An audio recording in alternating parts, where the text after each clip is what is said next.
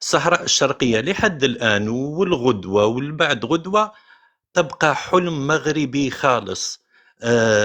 وبين قوسين الياس لما قال المغرب عمرها ما تنسى الأراضي نتاعها. المغرب في التاريخ كامل مليء بنسيانها الأراضيها وتفريطها في الناس اللي كانوا تحت سلطتها. نعطيك مثال صغير والروح الياس مانيش حاب نناقش والله. لا أجيبك. مثلا أعطيني في مثال في أجيبك مرحلة عادل. ما الصحراء، أعطي مثال حنا دابا قلتي الغربية، في مثال. مرحلة ما الصحراء الغربية أقاليم منها بزاف كانت تابعة للمملكة والإمبراطورية المغربية الضاربة في عمق التاريخ. التحول اللي صار وخلى جبهة البوليزاريو تنهض وتطالب أنها بالاستقلال نتاعها، على بالك واش هو أنه الملوك المغربيين كما نحب نسميهم أنا ولا القيادة المغربية سمحت في الشعب. هذا هو الواقع. لما جات إسبانيا احتلت الأراضي التي بين قوسين كانت تابعة للمملكة المغربية، الملوك المغربيين وش داروا؟ هل حاربوا لأجل الأرض ولأجل الشعب ولأرض ولأجل على بالك؟ واصبر دابا لقيتي الشبهه ديالك. اختاروا حاجة واحدة، اختاروا جميل. البلاد. دعني أجيبك وما يا غنطولش. سامي لأجل دقيقة الياس، لأجل أنا هذا اقتنعت بكلامك. شوف كلامي، اسمع هذا كلامي. واقع الياس. نعم، اسمعني. أنا اقتنعت بكلامك. أولا السيد سامي أكد مما لا يدع مجالا للشك. شنو قال لكم الشباب؟ قال لكم، سمعوا الكلمة مزيان، قال لكم أن تلك المنطقة كانت تنتمي إلى الملوك المغاربة. تصنتوا مزيان هذه الجملة هذه، أي أن سامي يعرف أن تلك المنطقة كانت تابعة للمغرب. اليوم سامي اللي ما كيعرفوش هو أن الدخول الإسباني إلى تلك المنطقة كان سنة 1884. باش نفهموا السيد سامي المحترم خصنا نقولوا له أنه منذ سنة 1863 إلى غاية سنة 1884، هل تعلم يا صديقي العزيز أنه كانت الدولة المغربية عن طريق الشعب الموجود هناك وعن طريق الدولة تدافع عن تلك المنطقة من أجل الدخول الإسباني، وأن الدخول الإسباني استمر منذ سنة 1880 إلى غاية سنة 1884 وهم في سواحل المنطقة من أجل الدخول إليها؟ أنت لا تعلم هذا. المغزو أو المغزى من هذا الشيء هذا كامل هو أن تلك المنطقة كانت أراضي مغربية، وأن الجزائر تكذب حينما تقول أن تلك المنطقة لم تكن تعود للمغرب. وهذه نقطة أولى جميلة. النقطة الثانية والأجمل، تخليتم عن تلك المنطقة. يا سلام على هذا المثال.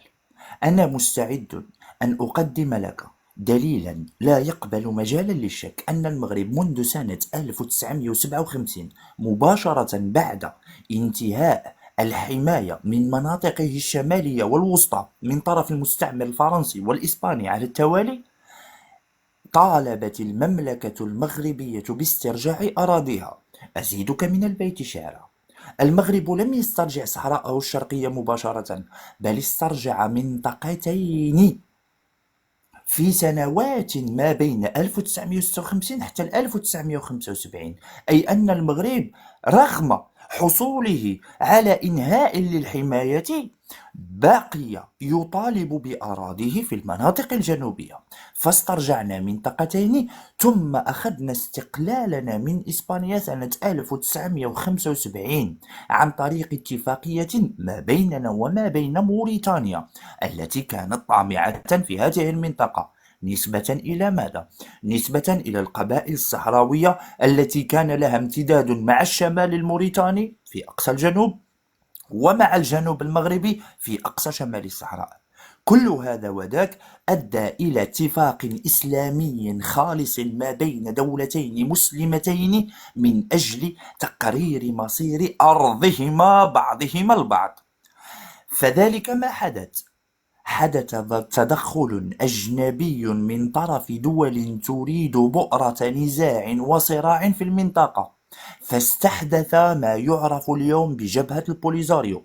تم تمويلها ماديا معنويا وسياسيا من أجل الضرب، ليس في الصحراء المغربية فقط بل في الضرب في المنطقة كلها. كل هذا وذاك أنا غنعطيك تشبيه دقيق ليه.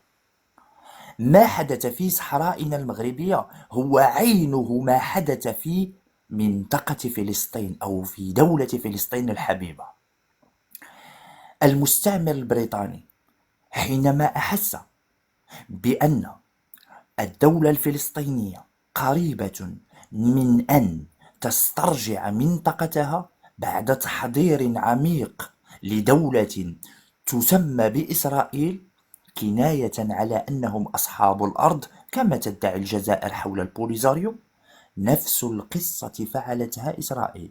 أسست كيانا وهميا بحجة أنهم أصحاب أرض، تم دعمهم من طرف بريطانيا في البداية بالسلاح وبالمال، تم تأسيس جبهات عسكرية، ثم بدأ مدهم من أجل محاربة المنطقة.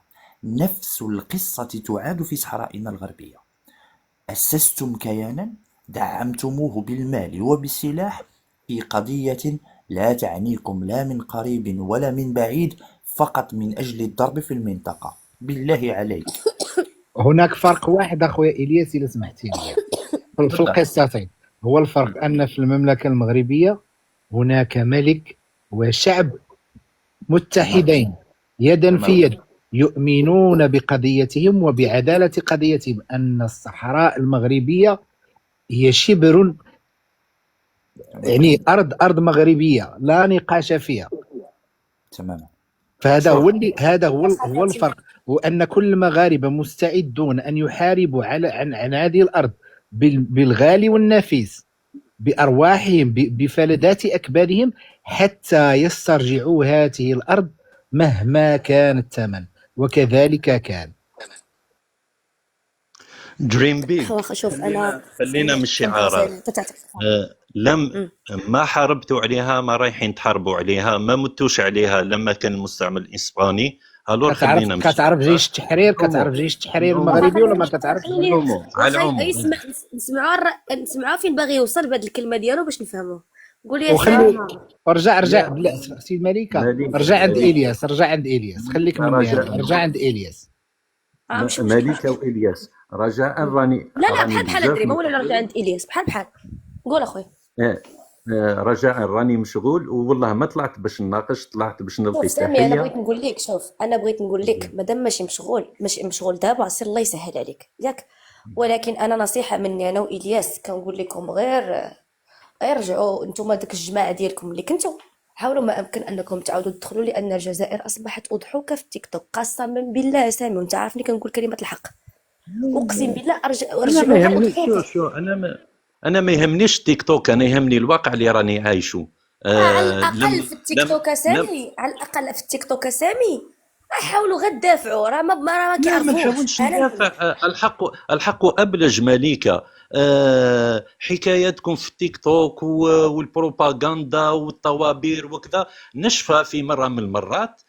طلعت معاكم والياس يحكي على الطوابير، قلت له الياس يلا طوابير نتحداك ذرك مباشرة على الحليب وكذا، قلت له مباشرة راني في الشارع. يا اخي سامي دابا حتى انت يا اخي سامي الطوابير اصبح. شوف سامي الطوابير ما تجبدهمش. الطوابير اصبح ستيل دو في جزائري. لا انتم قلتوا ستيل دو في، انا تحديت عن المباشر، طلعت نحكي معاكم، هضر معايا قال لي قلت له الياس حبس عن المباشر ذرك، اعطيني كاميرا ندير لك فيديو على المباشر تشوفني وتشوف وين راني وتشوف الطوابير الوهميه، تشوف الحليب، تشوف العدس. واش طوابير وهميه اسامي؟ معليش غدوه تساعدكم. اش من طوابير وهميه يا اخي؟ انقطاع المياه يلا 20 يوم. اسامي عارف انت مع من كتهضر بلا ما يحتاجوا نقولوا لك هاد الهضره. انقطاع المياه نديروا لايف درك نفتح لكم الحنفيه يا اخي انت الستيرنات باقيين عندك في بلادك الى يومنا. خرج من هذا الموضوع اسامي، خرج منه. جزاك الله كل خير. لما تحكي لي انت على حاجه نتاع تيك توك ونجيب لك انا الواقع. اش من واقع كتكلم عليه؟ انا كنشوف الصحراء ديالنا وانا كنشوف واخا ملي كتهضر انت على الواقع. عطيني دقيقه سامي. كتهضر انت على الواقع. الواقع شنو كيقول؟ الواقع كيقول بان المغاربه عايشين في الصحراء المغربيه لا يستفيدون من خلينا الثروات ديالها. تماما فوسفات اختي منى. بكره ودقيقه نحكي ودقيقه على فوسفات واغي بكره اصبر انا اصبر اللي خليها دقيقه تكمل لك ودقيقه هنايا الفكره، واصبر ما تبقاش سامي دقيقه هنا راه يعطيوك دقيقه هنا تعقب، سامي راه يعطيوك تعقب. سامي دقيقة هنا. إذا كنا غنهضروا على الواقع، الواقع ماذا يقول؟ بأننا حنايا كنستافدوا من فوسفات بوكراع، كنستافدوا من الصيد البحري، كنستافدوا من الأراضي ديالنا. أنا غدا نمشي نشري أرض في الصحراء ساوية 50,000 درهم اللي هي 5000 أورو، نمشي ناخذها دابا نمشي نطلع ناخذها ونسكن فيها ونبنيها وكل شيء. يعني الواقع ماذا يقول؟ خاصك انت تفيق. أما الطوابير أخي العزيز، أنا راه كنشوف بأن شركة المياه عندكم كتخرج بلاغات بأن هناك انقطاع في المياه، غتكذب شركة المياه ديالكم الوطنية. نجبد لك البلاغات منها. شو كلامي واضح ومباشر وصريح ولا يقبل التأويل. سامي قول لنا لما بصحة تحكي السحورك وجا عندنا شي نهار تكون مسالي. لما تحكي على الطوابير في وسط اللايف ونقول لك الياس نفتح الكاميرا ونروح ونشوف الطوابير الوهمية اللي راكم تروجوا لها، وتقول لي لا وتبدا شكون نصدقوا الواقع ولا تيك توك؟ نصدقوا هضرتكم والبروباغندا نتاعكم ولا الواقع يا نتاع اخي جزائريين كيخرجوا علاش وجزائريين كيخرجوا على الشارع وهما كيهضروا في وسط والجزائريين اللي كيخرجوا ماشي حنا.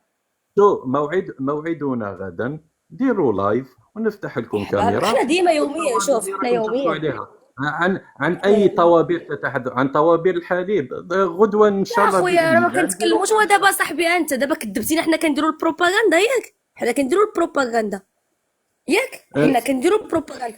الا جبت لك دابا انسان مشرقي جا زاركم في الجزائر، خرج منها وجا وقالها لكم، قال لكم في اكبر صومعه وفي اكبر طابور مجاعه وعدس، الا جبتوا لك نخليو هذا المشرقي، نجبد لك انا اسباني دخل وتستغرب على الطوابير اللي عندكم وخرج وقالها. خلي هذه نجبد لك بوليزاريو منفصل كيخرج كيسبكم وكيقول لكم حالتكم كامله كيفاش دايره لداخل، نجبدوا لك بوليزاريو طيب